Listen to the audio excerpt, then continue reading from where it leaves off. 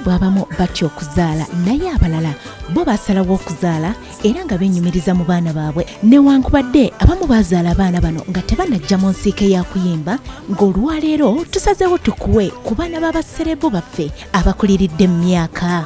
Katutandike n'omubanda wa Kabaka Robert Kyagulanyi Ssentamu oba Bobi Wine wamu ne mukyala we Babi Kyagulanyi, ng'ono musajja muzadde ddala era ng'alina abaana abawererako ddala. Omwana we omukulu muyite Solomon Kampala ng'alina emyaka 17 egy'obukulu era ng'abasinga bamuyita First Son. Olwo nno ne kuddako Shalom Namagende era ng'ono ayitibwa First Daughter. Kiddirira kubuuza bali batya mama n'omwana.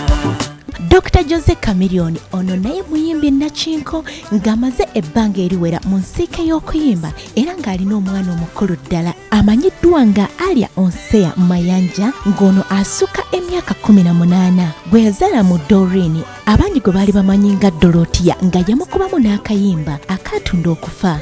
Omwana we owokubiri amanyiddwa nga Abba gwe yazaala mu mukyala we ow'empeta Daniela Atim era ng'ono omwana yagezaako n'okuyimba wawula ne bigaana.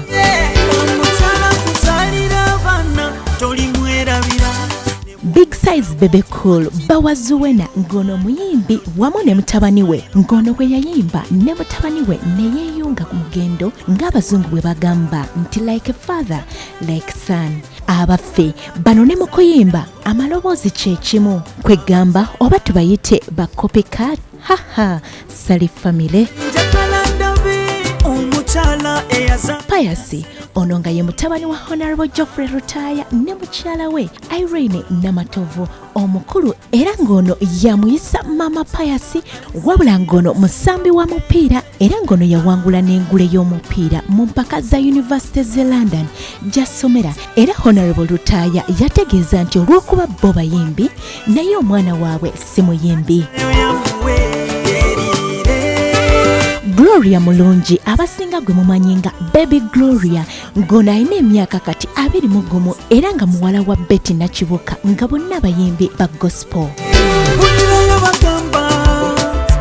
Michelle nga ye Nalulungi w'omugigi guno, muwala wa Desire Luzinda, nga bano baagala n'okufa ne muwala we era nga beeyita ba besties abawangalira mu America era gye buvuddeko Michelle twamulabako ne mutabani wa Jose Chameleone ng'omukwano gubasaza mu kabo.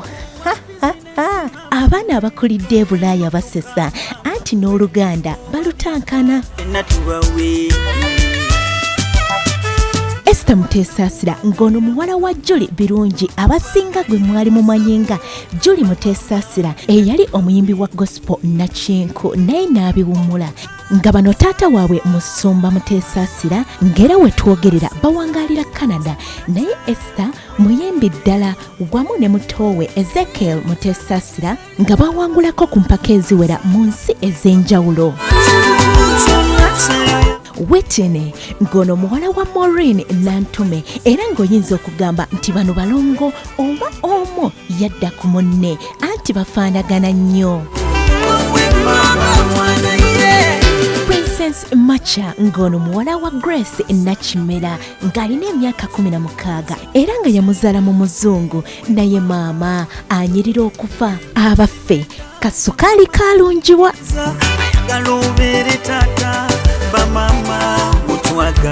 Mr. Mosh ng'ono alabika ng'omuvubuka omuto naye muntu mukulu ddala, ali mu regimo z'aba MC Cats. Alina ekitone mu kuyimba wamu n'emirimu gyaffe egy'amawulire newankubadde yawummula, ng'ono alina omwana omukulu ddala era ng'ono yamuggyayo mu biseera eby'okulonda ekyewuunyisa ensi olw'omwana omukulu gwe yalina ng'alina n'omuto ow'emyaka 4.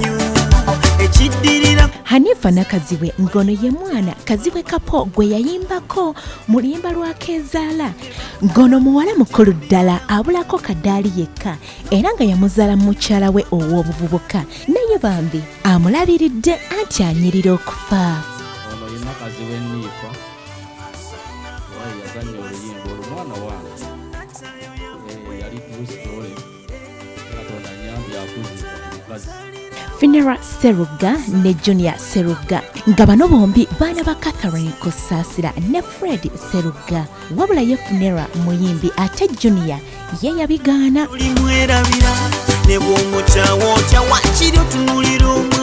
Stuart Collins Katende ng'ono mutabani wa Sir Mesa Kisemakula ono nno naye nno akuliridde. Daniela Angume ng'ono muwala wa Jolly Heartbeat Sekajigo n'omugenzi Martin Angume kinajjukirwa nga bambi taata we yatuviira ku maaso yali muto ddala era nga kati alina emyaka 14 wabula nga yeegomba kuba muyimbi. Tugambe ekitone yakigwa wakati anti mami ne dadi bombi bayimbi. Abaaye bano be bamu ku baana b'abayimbi be tukuleetedde olwaleero abakoleredde mu myaka.